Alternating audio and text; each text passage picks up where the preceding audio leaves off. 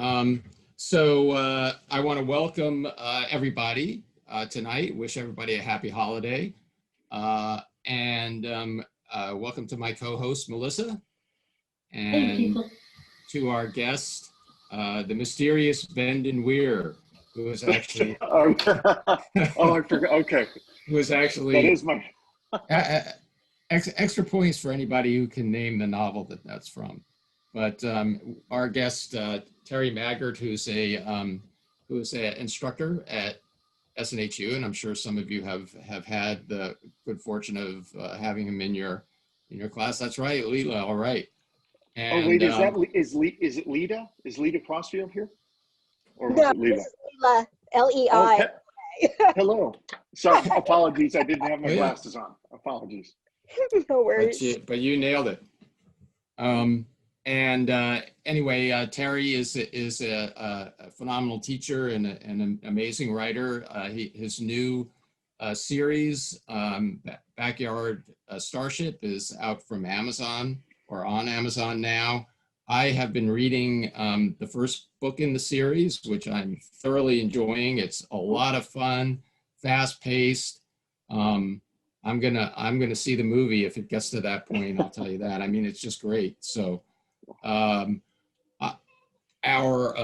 topic tonight, which is a very loosely defined thing, but we want to talk a little bit about self-publishing, the opportunities, the pitfalls, and we are going to take questions. But I thought before we did that, maybe we could just chat a little with Terry. And just talk a little bit about how you got into self-publishing, whether that was your first and only route into publishing. Did you try traditional publishing and have a bad experience and decide to branch out in another way? How did you get to the place that you are today? I think I would like to say that probably my story is pretty common. I had an idea for a short story. It turned out to be a horror piece. And I looked at what it took to query, and I made a list of like 50 agents I was going to query. And about the 9th agent, I said, this is stupid, because everybody had different, requirements and things like that. And then, to be very candid with you, my wife said, what's a higher percentage, 85 or 15? And she was thinking the long term. Right away, she's an extremely pragmatic individual. And I said, well, 85, obviously. And she said, why don't you build your own career? And I did. That was the decision. I mean, I think it happened almost instantaneously, within, say, 2 weeks of deciding, yeah, I'd like to be a writer. And what was the, I mean, I know that now we've spoken before, and you're not just a self-published writer at this point. I mean, you're a business. You employ people, you've got a lot of stuff going on. So I'm curious about how you got to the point of deciding, this is something I want to do for myself as a self-published writer, to really becoming more almost like a, I mean, in the phrase self-published writer is obviously super important, but you are also a publisher, it seems like to me, that you have embraced both of those roles. So can you talk a little bit about, like, how did you get to that stage? Organically, in the sense that we have 11 employees. There's 11 of us. We have a team. We have a core concept. And, I started writing, and my business partner, who was my co-writer, he had a clear vision for what we were going to do. And we just sort of realized after we wrote this book series, and he was a hit writer in the sense that he had 2 successful series. And I started wondering, why are we farming out all of these parts? Why are we farming out elements of publishing when in reality, I was going to do everything anyway? And by elements of publishing, do you mean like your cover, the Absolutely. editing process, and all of that sort of stuff? Yeah, absolutely. I'll give you a great example. Jennifer Clark-Sell is my editor, and Jen and I have been, we're a team. I like to joke around and say that, there's no Terry without Jen, in a sense. And so we've been working together 7 years now. And I knew Jen stylistically understood me as a writer. I know that she understands I will never spell the word from correctly the right way. I spell it form every time. And so, and then we found a cover artist who is a tremendous, she's from Romania. We've been working together for 7 years now. And I started building these relationships, and I was like, we have a company here just in everything but name. Yep. And so we just simply brought everything under the name and unified in a sense that we like each other, we like working with each other, and we understand the process together. So, and I'll tell you, Paul, as well as I do, shaving 3, 10, 19 days off of the production time of a book. I mean, I can write fast because I am full of nerd ideas that have been percolating for 5 decades, but really the production is what slows down a lot of young, or rather new writers. You hand in your book to the publisher and they say, great, here's $5,000, and in 2 years we'll get back to you. So we decided we don't want to do that. We are going to take a different path, and it's worked. And you publish on a fairly accelerated schedule. I mean, Backyard Starship, the first book came out. I don't remember exactly how long ago. It was a few months ago, though, right? Less maybe than in 3. The summer. Less than 3 months ago. Okay. Yep. And the second book in this series, I believe, is already out, and the third book might be out already. The third book is out. The fourth book comes out on January 19th. And the only reason there's a lag is because we're all doing Christmas and New Year's stuff. And really, I like occasionally writing longer novels. Like I tend to write between 80 and 100K. And I said, I'm really going to I've got an idea. And we talked it over, and we're doing an origin story so that when you get our novel, you're actually also getting a 5,000 to 10,000 word short story. So that begins in the year 1918. And we talked it over and said, I mean, I'm writing 20 books in this series. This series is going to be 20 books. I already know where I'm going. I know what's happening, but I hesitate to tell people how to create because I'm just a beach rat that hit it lucky with a series, and the cultural zeitgeist rotated to where I am right now. With that being said, I don't know a lot of people that are successful publishing every 18 months. Right. I mean, you've got a co-writer, so you're able to, I assume that is doubling your productivity, but even otherwise, you're an amazingly fast writer. And I've read, I guess I'm about halfway through Backyard Starship right now. And, I've read a lot of work by writers who write very quickly, and it shows. But your work does not seem like it's written quickly. It seems as though you are writing. I don't know. Maybe you've written a number of novels in this series already, and are kind of releasing them on a certain schedule. No, this one. Well, no. That is a great. I like that methodology. I'm not against it. I think that a lot of people like. I'll give you an example, and this is business. Shop talk. We're going to simultaneously pub hardcover, ebook, and audio for a series that I've been chewing on for like a year. I've been thinking about it. And also one of the other things is, you're a writer, and when you get the idea, really the only physical limitation on how fast you can write is your time. Like you're like I sit down and I think in a actualized arc. Like I believe it was E.L. Doctorow who said, headlights don't shine very far, but you can get home that way. Yeah. I know where my headlights are going. I know my destination.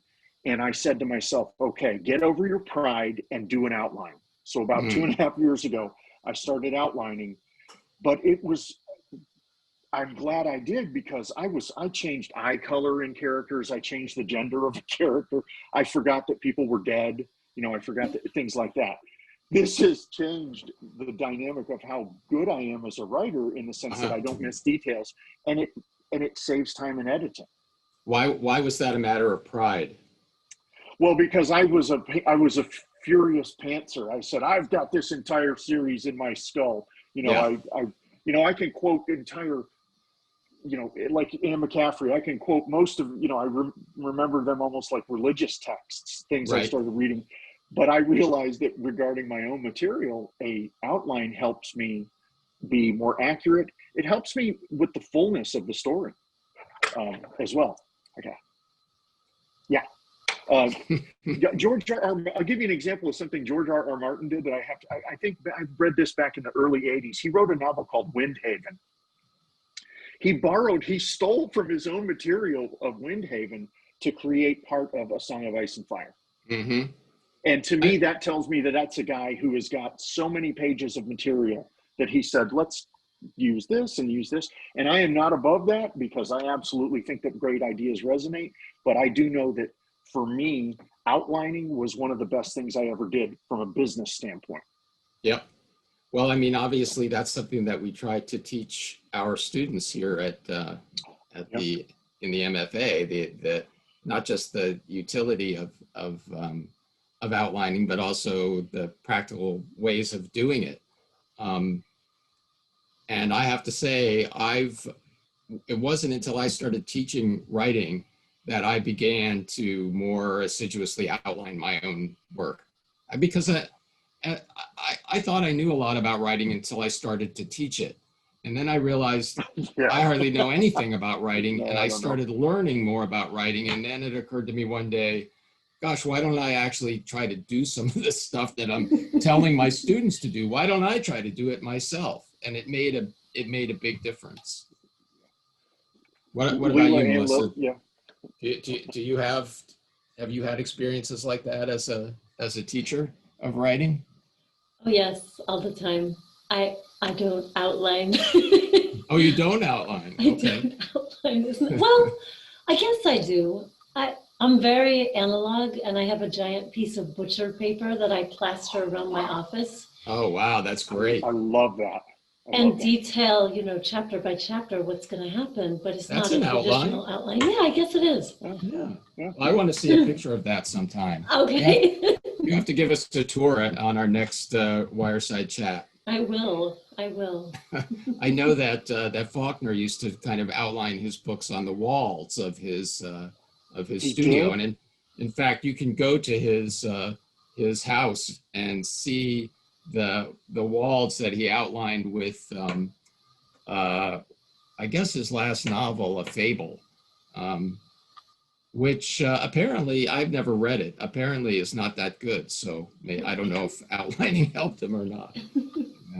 But it's preserved for posterity, nonetheless. So Terry, I also know, I mean, I don't know how much you can talk about this, and if you can't, just tell me to shut up. But I think our students would be interested in hearing the kind of changes that Backyard Starship. I mean, like just walk us through, like, from the release to like the reception that it Sure. received, and then what followed on from that, if you can, because I think it's good for students to see, good things happen to writers sometimes. Yes, let me tell you, I wrote a few novels. I wrote 4 or 5 novels, and they were overwrought and too detailed, and I was trying to squeeze too much in, and they didn't sell very many copies. And then I wrote a little series about a short witch in a tourist trap town, and it started selling. And with my first significant royalties, I went out and bought my wife tires for her vehicle. And just like it, and I went out and I was like, tires, it was this very dramatic unveiling of tires for a Chrysler. So that I consider that's level 2. First I was level 1, then I was level 2. Then a group of dental hygienists from Oregon who had a reading club read my partner Jeff's stuff and my stuff and said, you guys kind of write alike. And Jeff one thing led to another. Jeff and I talked. We're both Florida kids, grew up in Florida. One thing leads to another. He says, I got this idea. And I said, oh yeah, I've toyed with that idea, but I couldn't make it work. Not in this genre. We switched genres and it took off. So that's 3.5 years ago.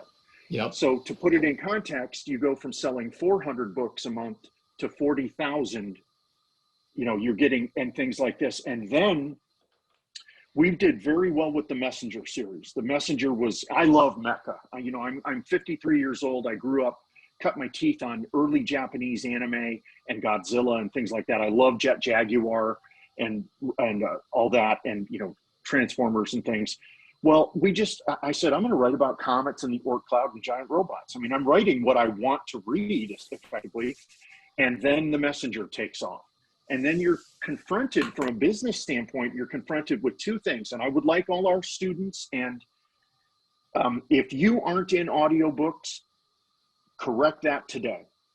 And I'm going to tell you, so to repeat, if you're not in audiobooks, correct it today, because many of my friends are earning as much or more from their audiobooks as they are from print and ebook. And I don't say that lightly, because that is a paradigm shift in media that we're seeing from younger people consuming media through podcasts and audiobooks. Yep. And the logical next step is for us to go into audio. Now, I was an early adopter, and I was also just dumb enough to go and ask the narrator of the year. I was like, well, she can't be busy. I mean, so I asked Julia Whalen to do a series for me, and to my utter surprise, she said yes. And then I asked Aaron Spencer, and Aaron Spencer said yes, and Stefan Rudnicki and people like that. And now, you know, like we just hired Ray Porter a couple days ago, and it just is this inexorable climb where you invest in your audio and you scale up. So to put it in perspective, I was happy if I had 10,000, and I put all my books in Kindle Unlimited. If I had 10,000 pages, I was like, I have arrived. You know, I just had that. I was like, honey, we're getting large Frosties tonight. I mean, I was like, we have arrived. And then, you know, Jeff calls me and he says, hey, by the way, we just passed 30 million pages read, you know, wow. And you say, oh, this has a weight and a responsibility to it. And to be very candid with you, I'm not a panicky person, but flying back from 20 books in Vegas, I had an existential crisis. I was on the Delta airplane, and I was like, I've got to write 17 more of these. And it had a weight to it. You know, I had a little moment where I was like, this is more pressure than I envisioned. Because now we have employees, and I said we would do well, and I'll be as responsible as I can. And, you know, so prepare, I guess the long-winded way of saying this is prepare for success from day one. Yeah, that's great. I mean, that's great advice. The question. Would you say 20 books is, and it just disappeared here. I'll call it back. Oh, I have it. Would you say 20 books is the goal, but 20 to 50K has a big following on Facebook? I like Craig Martell very much, and he has never said anything that isn't true. Let me say that. And let me, you know, I want to make sure I word this in a kind manner. The vast majority of writing conferences are not worth your money and time.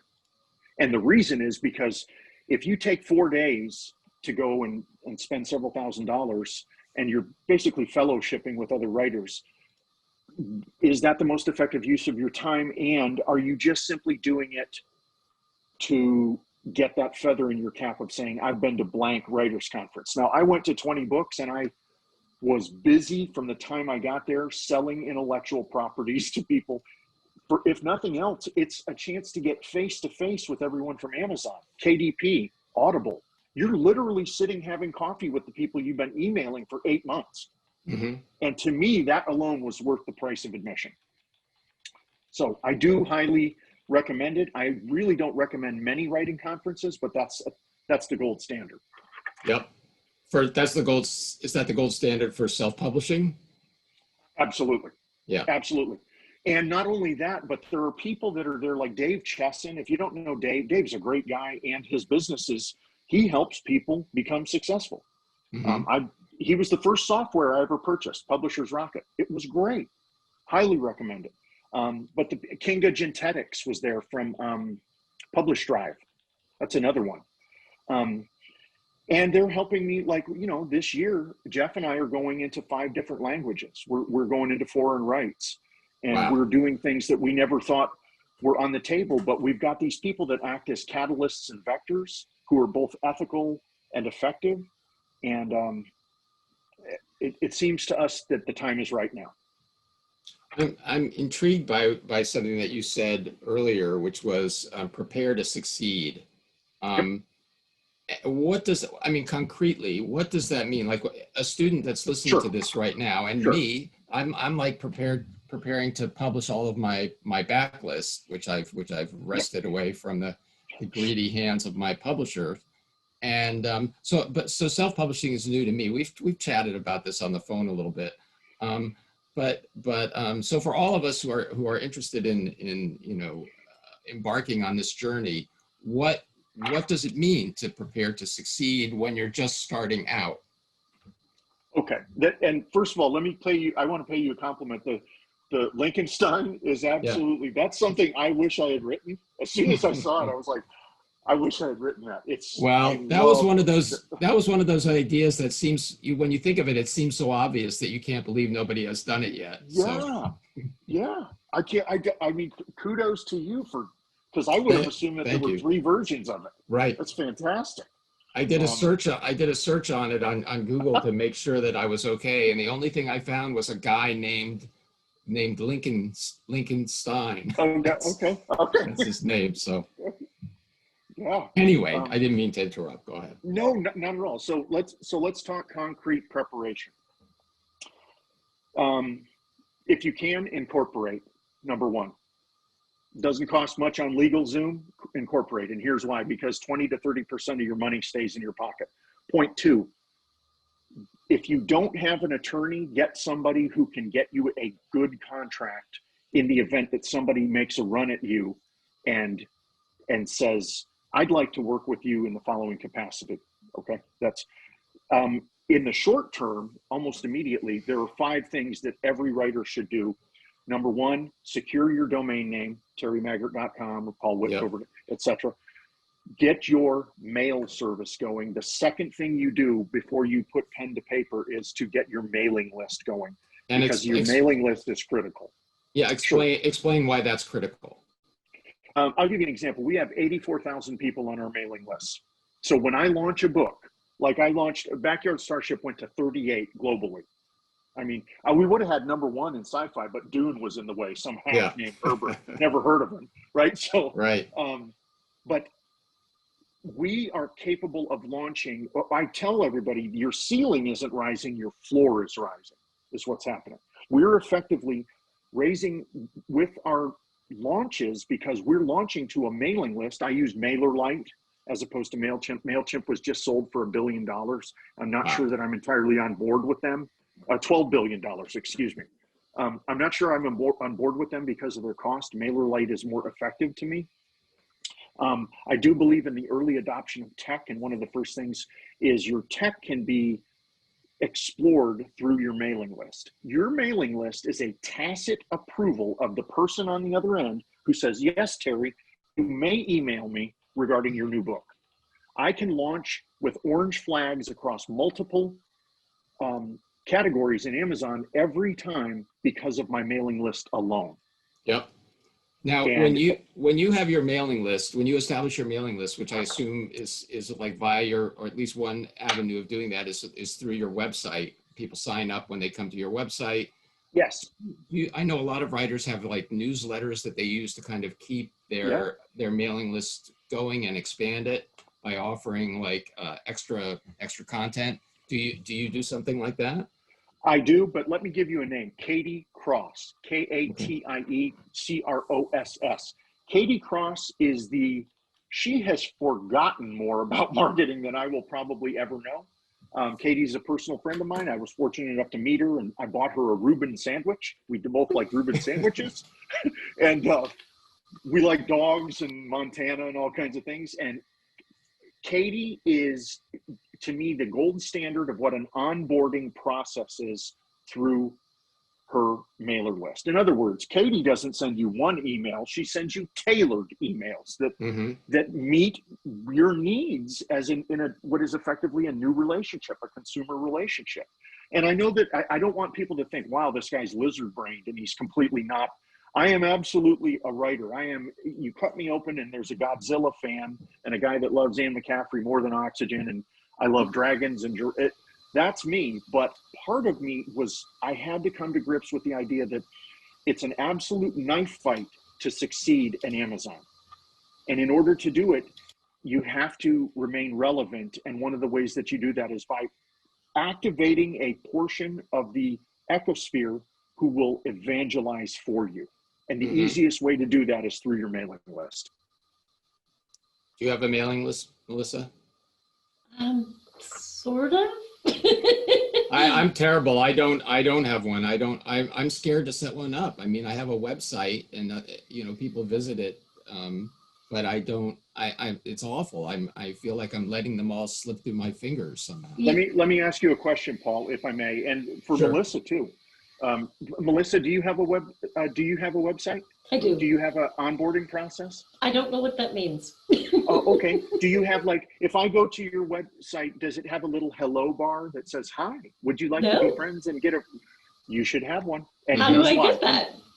Okay. So, my web developer is a close personal friend of mine because I'm a human EMP. I can walk into a room and destroy tech. But you make friends with a web developer who your site should have an onboarding process, which is, let's be friends. Yep. Do you want a free book? Do you want a free blah, blah, blah? Okay. So, and the reason why I tell you this is because 4 words, you are worth it. I know that sounds a little bit, but Lincolnstein, are you going to charge for it? Well, it's my publisher's choice. I mean, Congratulate, you're a professional. You absolutely deserve that. From too many times, we have been cowed by the marketplace to think that 99 cents is the proper price for books. And oh my goodness, I have to get, no, wrong. You worked a lot of hours to get to where you are, and you're absolutely worth it. And I am confident when I say people will gravitate towards quality books and they will pay for them because they're worth it. Well, I have been meaning for quite some time to get a mailing list going for my website. So I appreciate your encouragement and actually shaming. Well, I like to call it it's shamespiration. Yeah. Yeah, it's shame. You learn this from Southern women in particular, where they're like, "That's such a bold choice of color for you." They say things like that to you, and you're like, "Well, I feel both uplifted and horrible about myself simultaneously." Right. And that is really the goal when you meet somebody who gives you good marketing advice. To me, is you should be confounded and energized simultaneously. So, Mia just posted something about. I apologize. I didn't see it. It says, does the onboarding process include socials, or is it more geared at mailing list sign up, incentive reads like free books? Mine is more geared towards incentivizing and getting a relationship going with them, because you can't eat Twitter likes. So, right. And let me, as long as we're on some questions, I'm in the chat as well. Let me ask a question from Juan, who asked, how do you build a mailing list of thousands of people? Would the first step be to have a website and newsletter, a blog, etc., as the program is teaching? Yes, and I'd like to give you some actionable information, because there's a lot of vague. Let me give you actionable intel about how I built this. Number one, always at all your author events that you go to, always take a sign-up sheet and say no spam. You make it absolutely clear. In fact, I would even buy a can of spam and say no, and put a little thing on just to be, because it's memorable. Put it there, and then people are like, okay, this is. I gave away chocolate and little flameless candles with my socials on it. Was what I started doing in the year 2015.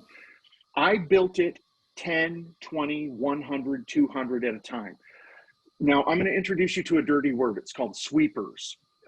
You're going to meet a lot of people that say, well, you know what I did? I built up my mailing list to 35,000, and here's how I did it, giving away $200 Amazon gift cards. Yeah, what you get are what are called sweepers. They're people that enter sweepstakes with a fake, quasi-fake email address, and all they care, and they're never going to buy your books. And that's okay, because, it's money that you assume is gone. But the way to get viable, sticky customers is through personal. Generally, if I meet you, like, we're buddies. Like, I mean, you're my people. The most people I've ever gained in one giveaway or anything like that was in the year 2017, I gave away an awkward sex scene where all you had to do was enter. You could enter your friend, your neighbor, somebody you hated. It didn't matter. And I said, I'm going to write an awkward sex scene with this character named Wolfric, who's a 6'7" vampire Viking. And I was like, it's going to get awkward. Yeah. I mean, it's going to get unbelievably awkward. It's going to, you know, and I had 2,500 entries by the end of the month. That is I had people that were like, yes. I mean, I had people offer me money to write that scene, even though they lost. Right. And I said, I'll just do it. You know, I'll just do it for you anyway. And they're like, my sister-in-law is going to die. And I was like, yes, she will. So, but that's the kind of out of the box marketing and thinking that I was sitting and I was bored and I was like, what would, what would be funny or what would be enjoyable, So it didn't happen overnight. And we've harnessed the power of good books and social media and things like that. But the truth is, start today with your mailing list. And if you don't gain anybody for 6 days, don't quit. Don't quit. It's okay. I remember the arrogance of telling my wife that I was going to sell 20,000 books, 20,000 copies of my first book. I sold 17 copies, and I think 3 of them were to my sister. Yeah. The concept of letting an idea run to its logical conclusion is so applicable with your mailing list. Because your mailing list is, I can't overstate the importance of it. It's almost as important as a good cover, to put it in context for you. Yep. So let's shift over to that. That seems like a good segue, because a cover is a super important part of any self-publishing package. How do you know? I mean, how do you choose the right artist to do? Well, first of all, how do you choose an artist that you can trust, who isn't a kind of scam artist or something? And how do you choose an artist whose work is going to resonate with what you're trying to do in your book and complement it? Sure. Let's address that. I'm going to do the positive, and then I'm going to address you with the caveat, emptor moment. Point one, you can't see personality across the room. So bad covers ruin good books. That is a fact. Point two, between 70 and 80% of purchases of ebooks are made from a thumbnail on a phone. Right. If your cover is too complex or too nuanced or too busy or something like that. Or too busy, right? Yeah, busy. That's another one where you're like, I've got critical information. No, you don't. You have a mess. Also, look, I like Gothic font. I went through my heavy metal experience in the early 80s. I've survived it.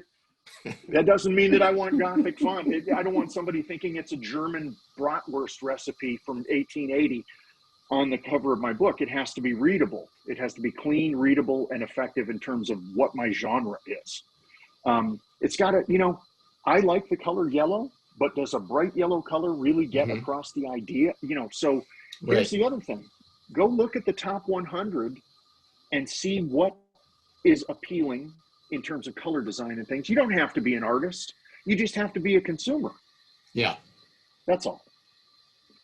Now, the negative portion of this isn't even a negative portion, but believe me, if somebody's a bad actor in this industry, somebody on the K boards has complained about them. So go to the K boards and look up, there's a thread that's called Predators and Editors. Yep. And type their name in, and boy, I'll bet you they are right in there, and you're going to get a detailed account of how they were bad. So tell our student, what do you mean by K boards for the benefit of our students? The K boards are a chat, social media conglomerate for, if you just look up the K boards, lots of working authors are in there. Okay. It's a repository of information, in particular about bad publishers. The vanity publishers who keep popping up like mushrooms, they're all in there. Bad, people that say, I'm going to promote your book for $7. That kind of, we all see, I get 20 of those a week, and a lot of them are actually the same person. So, yeah. No, it can be bad out there. I mean, no doubt about it. So sure. I really appreciate your giving our students information to avoid that so much wisdom in this industry is unnecessarily earned by making mistakes. So Oh, it's, if yeah. we can help students avoid those mistakes, that's great. I'm not, I have a saying about myself. I'm not overly bright, but I don't make the same mistake twice. That's a quality that I have. I'm good with animals, and I don't make the same mistake twice. And you know, we're thirsty for success. If somebody comes to you and says, "I need your story to be told," you're like, "Yes, I've thought that all these years." You know, and it resonates with you in your bones because you think, "Oh," and we throw good sense out the window because it is giving us exactly what we want. Yeah, you know, it's funny. I've worked as, you know, in many different positions in the publishing world. I've been an editor, so I've been on both sides of the equation. When it comes to dealing with writers, what I found as an editor working on behalf of a publisher was that writers were on the whole incredibly cynical in that they were always looking out for, how is my publisher going to take advantage of me? I have to protect my you know, intellectual property and everything, those are fine qualities to have. But at the same time, they would be like, I'm avoiding the you know, rapacious grasp of my publisher by signing on with this, you know, crazy, you know, charlatan who's promising them the moon.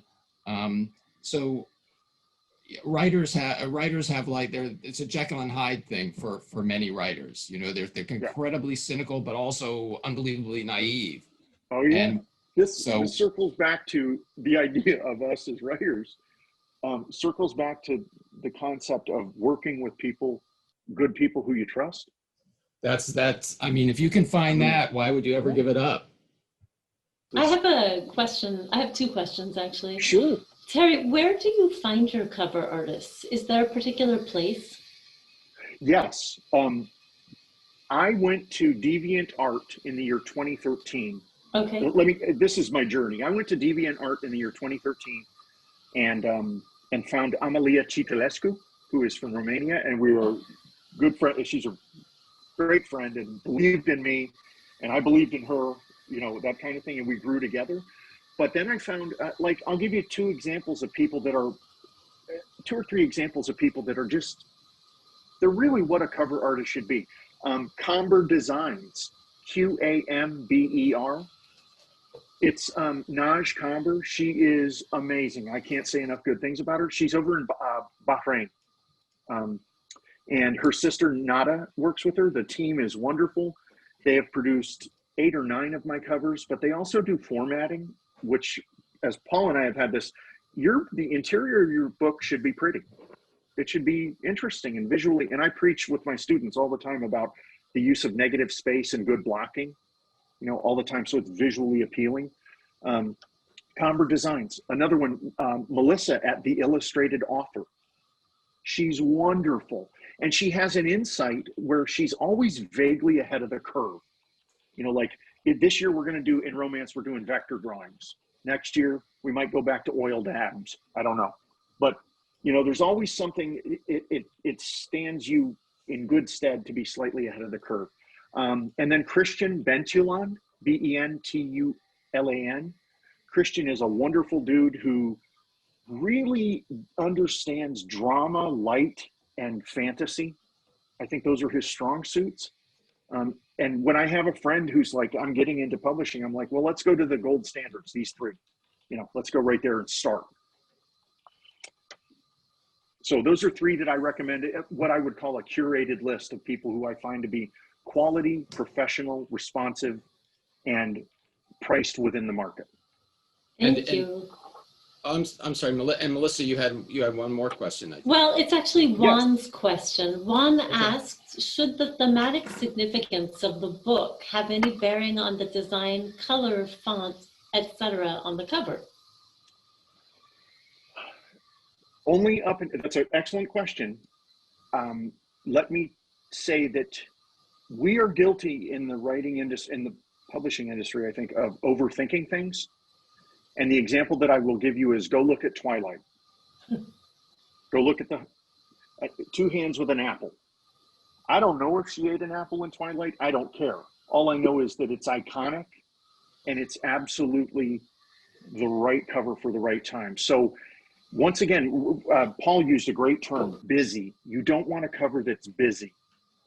You want a cover that conveys one or two ideas at most, and gets that across, and then leave the rest. Don't overtell the story, in other words. So, and thematic elements, it gets we get a little roamy when like if you have a book that's about justice is we know what it means, but it's a little bit vague. So do you put something that's on the nose as the scales of justice, or do you put, a hand holding a sword, or what do you do?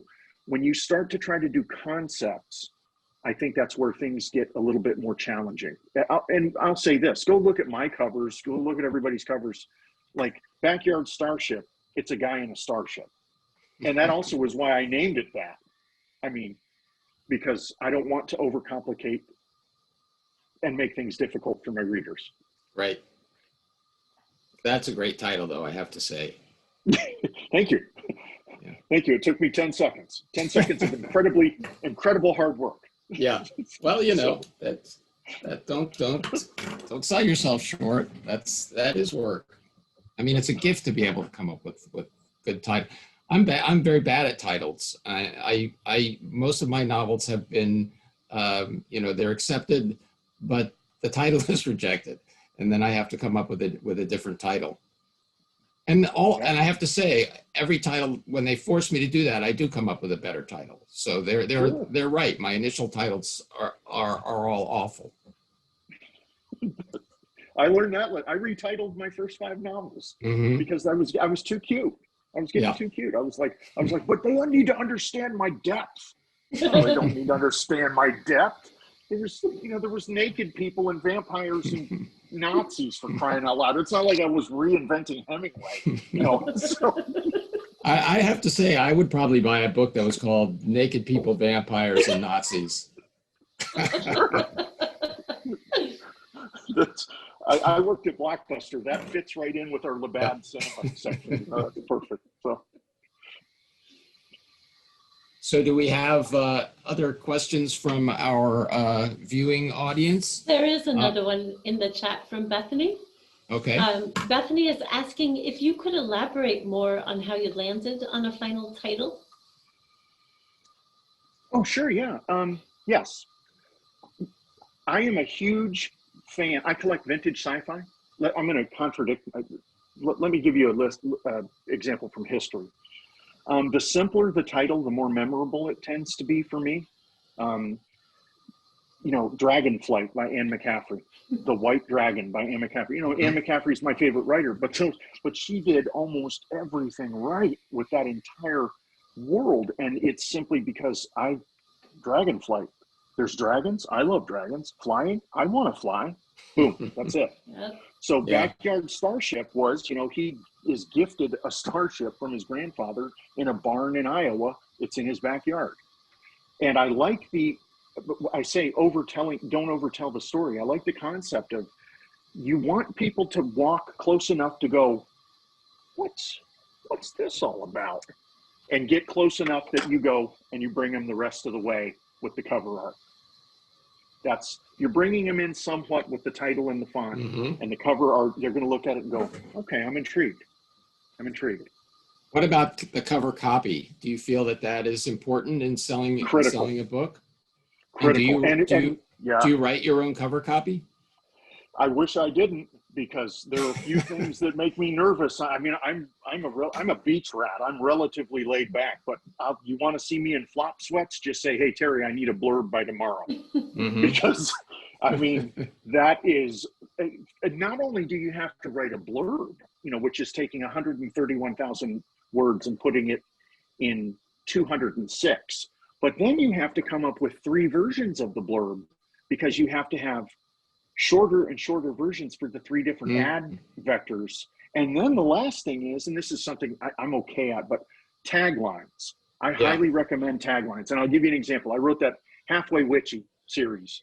Come for the waffles, stay for the magic. That's it. Yeah. That's it. That is exactly what I wanted to say about that series, and it says everything that series wants you to know. So how get long your tagline. How long did it take you to get that tagline? 10 seconds. Oh, okay. Yeah, Yep, sometimes I mean, one of my jobs in the publishing industry has been a freelance copywriter, and I definitely had to write, some books wanted a tagline, some didn't. You had to be able to come up with them very quickly, and writing cover copy is definitely, like somebody is saying, like Caleb is saying, it is an art form unto itself, for sure. It is. It is. You're effectively transitioning. You're changing hats and transitioning from the concept of author to ad person. And is it Sugarman? Sugarman wrote the great ad copy book. It's just like I don't know the that. Bible. It's a wonderful book. It was written, it's decades old, but it still resonates about how to have a call to action in your, highly recommend it. So, but the other thing is this is my 53rd title. At this point, I know who I am, and I know my limitations and my flaws, and I know my strengths. And so I play to those, and within that playground, I'm okay we're okay now. We're like, we understand what this series is about. Now we just have to do it 16 more times. Right. So I mean, one thing that's interesting about your career is like how, you began small, you kind of scaffolded it up in a logical manner, building on your successes. So what is next? What's next for Terry Maggert and your company? Where do you go from here? For us, the next thing is to, we have a representative at Amazon, but we also have an attorney in Beverly Hills who I think is wonderful. She's smart, ethical, everything. She's everything I want in a business partner. And we also have a business manager who has opened up our possibilities. He started asking uncomfortable questions 2 years ago. He said, "Hey, what are you guys going to do when they want to make a movie? What are you guys going to do if they want to make a Netflix?" And those are questions that you want to hope are true, but at the same time, you have to be practical and think, okay, I just need to keep my head down and type. But that's not true. Right. Well, that falls into what you mentioned earlier about prepare for success. Yep, absolutely. And these are, I practiced asking my wife to marry me, right? So I think you should practice, at least have a dry run, so to speak, of when somebody comes to you and says, "Hey, Paul, this is what you saw, this film, this is what we'd like to do with your book." And I just think that it doesn't hurt you to have that in your quiver, because if it can happen to me, it can happen to anybody. I read books and I think this should be, why isn't this a movie? Right, right. I think that about once a week, because I read 3 or 4 books a week. And so I think preparing for success also means preparing for the realities of a digital marketplace in which you're just not ebooks and audio, but you're going to be, I'll give you an example, gaming. We're prepared for gaming because the Messenger is built for gaming. Okay. That's another thing that we prepared for. And I can tell you're a gamer yourself, because I can just from reading Backyard Starship, I can see, gaming elements in it. That's part of what makes it fun. Sure. Well, I'm 53 and Jeff is 38. And I think I told you this, Paul, but this really sums up our relationship.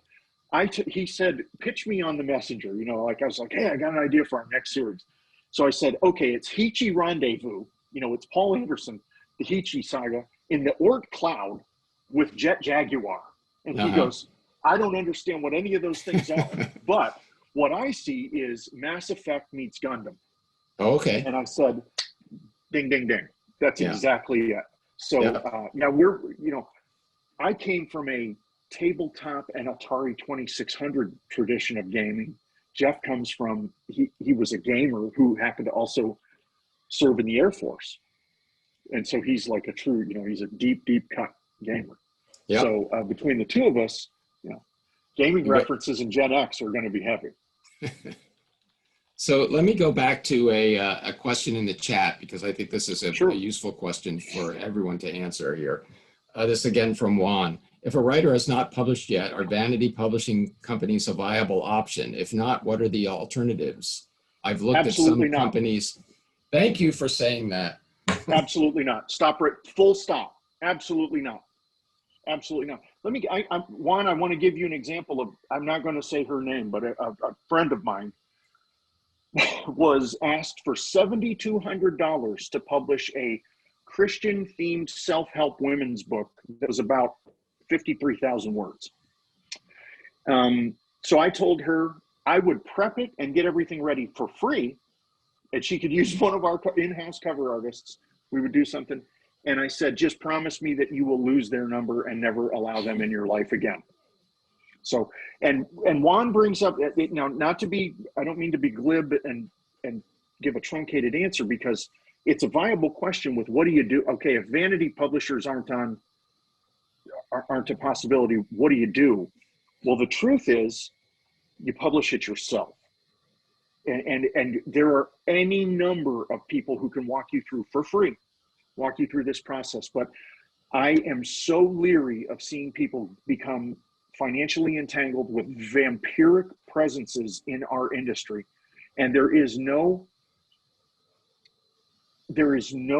example I can give you of a good vanity publisher. And I say that in all sincerity. I would have to agree with that. And it's, you know, one of the heartbreaking things, you know, being in a program like this, you get to see the successes of your students, and that's so thrilling and inspiring. I've had a number of students go on to publish, you know, to either self-publish their work or find an agent and a publisher. But I've also had some students who made mistakes, and they were eager, and they maybe too eager, and they wound up doing something that they regretted because they were so eager. And you know, they learned the hard way. Yeah, let me give you be quick but don't hurry. I think that's Vince Lombardi, and also one of the like Yogi Berra. It is, and then a very famous from tactical operations is smooth is slow, slow is smooth, smooth is fast. Mm-hmm. And the inertia that you build in your process from not making mistakes is better than hurrying.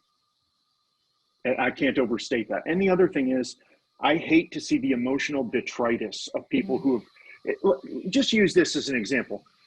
If you ever have the urge to use a vanity publisher, think of the worst idea you can possibly think of.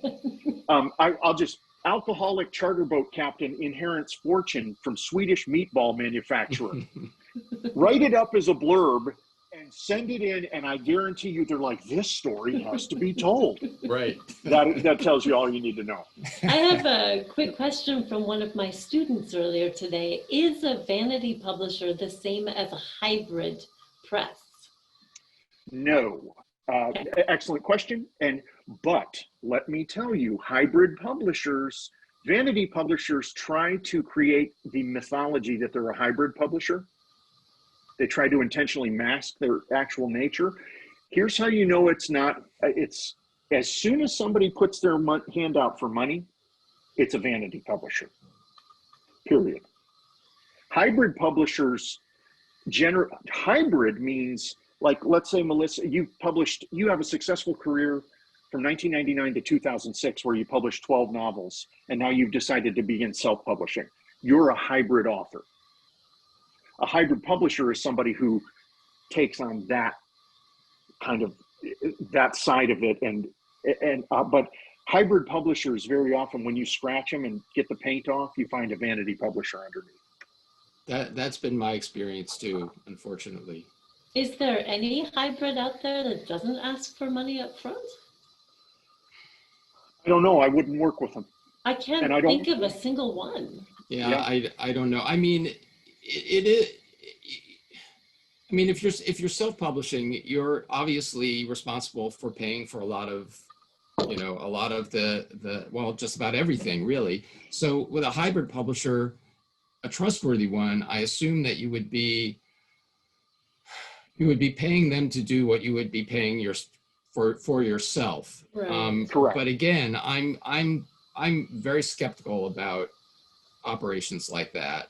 I'm not saying they can't be legit, but I would have to do some serious due diligence. But you're saying that a reputable hybrid would charge you for copy editing, cover design, formatting, all the things that you would spend time and money doing yourself?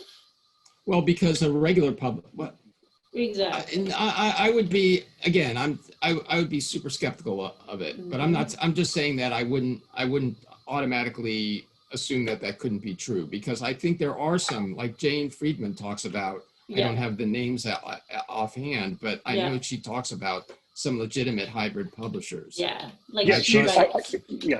Jane, by the way, Jane Friedman, if Jane and I was keynoting out in Roanoke a few years ago, and Jane was there and Jane is wonderful and knows, Jane is a wonderful, genuine, intelligent source for publication across the board. I think a lot of her ethics too, like she'll tell you if she sees something as kind of, but the other thing to consider, hybrid publishers, consider this. If you buy pancake mix and it says on the back of it, just add eggs, milk, vanilla, salt, and baking powder.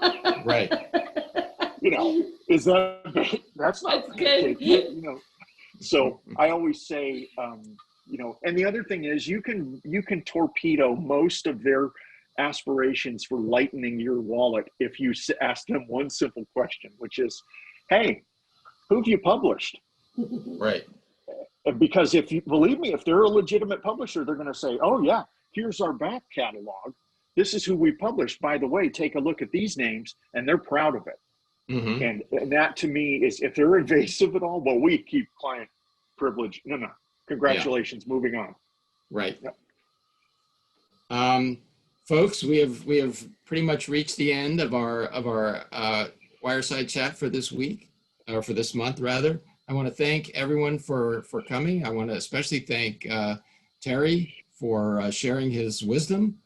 It's just real thrilled to talk with you, and Melissa, it's always great to see you.